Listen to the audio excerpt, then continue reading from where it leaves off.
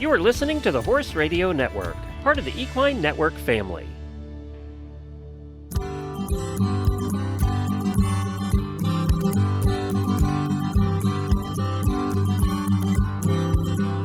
Thank you so much for having me on today. I appreciate all you do for the veterinary profession. Well, thank you, Dr. Tomlinson. We're really happy to welcome everybody to this episode of the Business of Practice podcast. And today we're going to talk to Dr. Mike Tomlinson, who's a DVM and an MBA, about professional pricing. And I'm your host, Kim Brown. I'm the editor of Equimanagement. And I want to tell you a little about Dr. Tomlinson. He's the owner of Tomlinson Equine, which is a referral practice limited to Olympic and pre-Olympic horses, with an emphasis on longevity and performance in the jumping, dressage, eventing, vaulting, and endurance disciplines. Dr. Tomlinson is a past president of the Horses and Humans Research Foundation, a past president of the American Endurance Ride Conference, and a past vice president of the U.S. Equestrian Federation. He served as the president of the USEF Veterinary Commission, #1, for the 2018 World Equestrian Games. He also is a course director for the FEI, and he teaches both endurance and veterinary courses, which FEI official veterinarians must attend to keep their status. So last year, for those of you who are familiar with our podcast and listened to us for a while, in June, we had a great chat on this podcast with Dr. Tomlinson about leveraging your veterinary team. And if you didn't listen to that one, you can go back and hear it on any of your favorite podcast networks, or you can go to equimanagement.com and find it. So this time, we're going to focus on pricing in your practice, which gives most veterinarians the shivers and makes them want to run and go do rectal palpations. So first, I want to ask, why do you advise veterinarians to not raise rates across the board? Raising rates across the board, while people understand it in times of great inflation, such as right now, generally they look at it as a money grab because everything's going up all at once, and they know that costs don't go up all at once. It is much more difficult, but much better to look at each item and try to see what you feel is the perceived intrinsic value to the clients.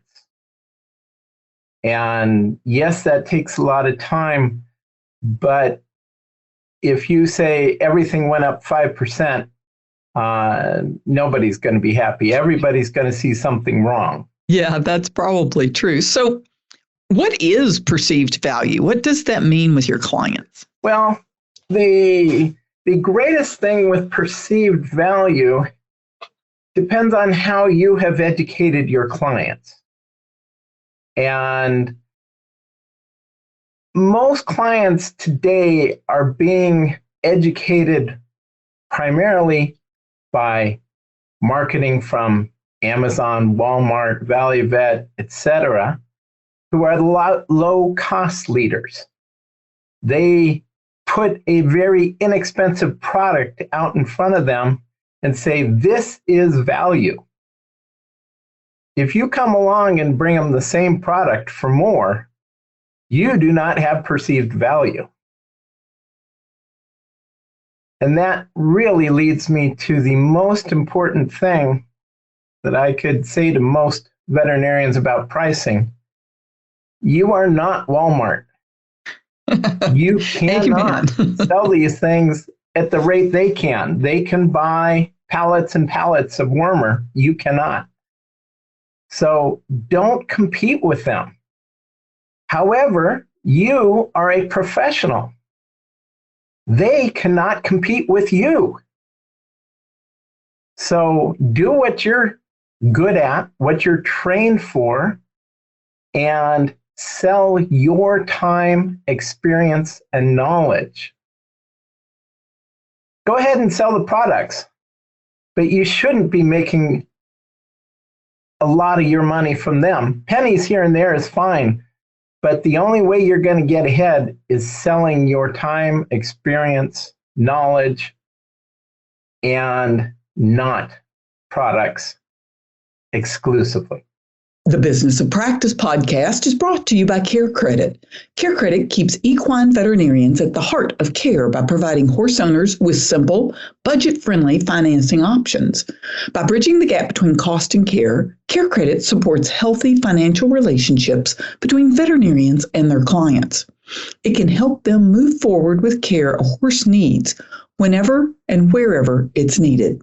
So tell me maybe what a conversation like that might look like. If you're going in and you're basically saying, I'm selling a professional service. Compare that, or tell me how you talk to a client like that. Well, let's take an example of a vaccine. You can purchase that. They can purchase that. Yeah, you can get a little cheaper, but not enough for a good markup. When they purchase it, they walk out to the barn, they give it to the horse, and their horse is now vaccinated. Everything's wonderful. When you do that, the same thing. The part of it that you need to educate your clients about, it's that you're also examining the horse. You are also looking at the feed. They're asking you about, oh, should I be feeding this type of hay or that type of hay?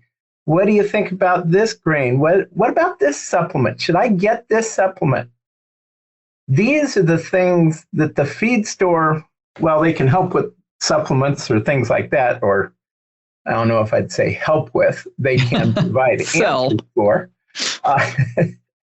But those are the things. The exam on the animal is what no feed store can do, no Walmart, no Amazon can do. Those are the things that you can charge for that nobody else can. Almost every horse owner is extremely good at comparing prices. And when they can buy it for $12.95 and you charge them $14, they don't say anything. But if they can buy it for $12.95 and you charge them $35, they're not going to do that again. Yeah. So compare yourself with professionals, not with Walmart. Yeah, you're more like an attorney than you are a retail store. Yeah, exactly. And that is why we have so few equine vets these days, is because we've always been more like a retail store. And times have changed. Most of us old codgers haven't. We have to change to bill for our time, not for the product. Yeah. And I remember those days when your vets came and they gave themselves away and charged you extra for the products. Yes. Yes. And what has happened, if you go in and try and have your dog's teeth cleaned, you're going to be totally surprised at the price which your dog costs you, because you go, man, I should double my fees. And you know what? You should. Equine practitioners have been the most economical thing in the entire equestrian market. And horse vets have to learn to raise their fees, or else we're going to be a species that will never be there again. Yeah, and we're already, in the market having problems trying to find veterinarians to do services. And we're talking about the professional services that only a vet can do. Right. And those are what, to get back to pricing, those are what you should charge for. My philosophy is I charge in my brain, a price per hour. And that includes when I'm sitting there having coffee with them. That includes when I'm talking to them about their new puppies and everything else. How long did it take me to do that visit? And that is my professional fee. And then any other things, if I dispensed a probiotic and 3 other things, Those I charge the price that they can get it through Amazon, Valley Vet, or one of those others. But my fee for my services is at my rates. And if I'm there for a half an hour, I charge for a half an hour. And you can itemize it any way you want, but it's a professional fee. And I think that's the whole point of what you're trying to say. Veterinarians are professionals. They have spent a lot of time and money and years gaining their experience, and they are professionals, and they should be paid and treated as professionals. Yeah. Many people have software, many veterinarians have software systems that encourage them to nickel and dime and just itemize everything.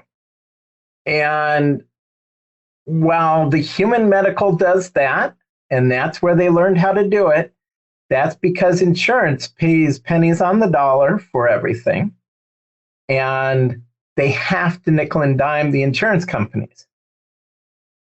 We don't. We're charging a person for their after-tax cash. It's very, very different. And they feel it when they get an invoice.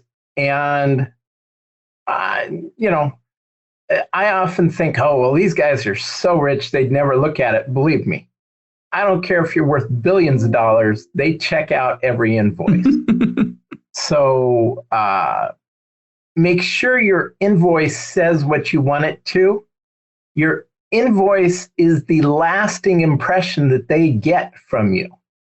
It should be very professional. It should say exactly what you found. It does not have to have all the medical records in it, but it does need to be very professional. Say that you charge for professional services, and the stuff you handed to them was not marked up through the nose. That's a good point. That's what they remember. Well, and that's important, and that's kind of part of your communication and what you talked about at the very beginning, your education of the clients, is that it's not that you're going to make a lot of money on a vaccine or a probiotic or an antibiotic. It's that you made the diagnosis, you're overseeing the treatment, you are charging for that expertise. Yes. And I can tell you that every state board in the U.S. and actually in the world will back you up on that. You are a professional. Nobody else can do what you do. You are licensed. You must go to continuing education. Your costs are through the nose, but you can buy things at the same price they can. Don't fool yourself. It's not worth twice as much because you handed it to them. So how can a veterinarian set proper financial expectations, keeping all of this in mind? And that kind of goes back to the way I price my services. I know how many hours there are in the day. I know how many I actually end up billing. And as you say, like an attorney, you have to know how many billable hours you have in a day. Divide it out, and you will know how much you will make in a day. And your expectations should be set by math. So many hours, so much rate, that's how much you're going to make. No more, no less. And when you bill like that, then no surprises for you, no surprises for them, and everybody goes home happy. No surprises is always good for clients. Yep. And is there anything else that you would like to say? I know I promised I would keep this a little short today, but I just think this is such an important message. Yeah. I deal with state licensing boards all over the world, and they want to make certain that you are not prescribing for animals you haven't seen. They want to make sure that you do your continuing education, and they want to make sure that you continue in practice because you charge adequately for your professional services. And that's a key that the first two we know and we've done. The third one's the hard one. Yeah, that's true. And owners should want that too. I mean, so should veterinarians, but owners are starting to realize that unless they support and are willing to pay, I mean, you go to the dentist and you don't argue over how much your cavity costs to get fixed. I mean, that's what it is. Whether you have insurance or not, that's what it is. Yep. Equine owners are learning all too quickly these days that there are fewer and fewer and fewer equine vets out there. And the primary reason, in addition to working 24/7, being on call all the time, etc., having no life, the other reason is not only do you not have a life, you don't get paid for it. So if we can change those two things, we'll have a lot more equine vets, and the horse owners and the horses will be much happier. I totally agree with you, Dr. Tomlinson. And thank you so much for coming in and joining us today on the Business of Practice podcast. And a big thanks to our sponsor, CareCredit. And we invite our listeners to visit equimanagement.com or your favorite podcast network to hear every episode of the Business of Practice. And if you have any questions or suggestions, you can send an email to me at kbrown@equinenetwork.com. That's the letter K Brown at equinenetwork.com. The Business of Practice podcast is a production of the Equine Podcast Network, an entity of the Equine Network, LLC.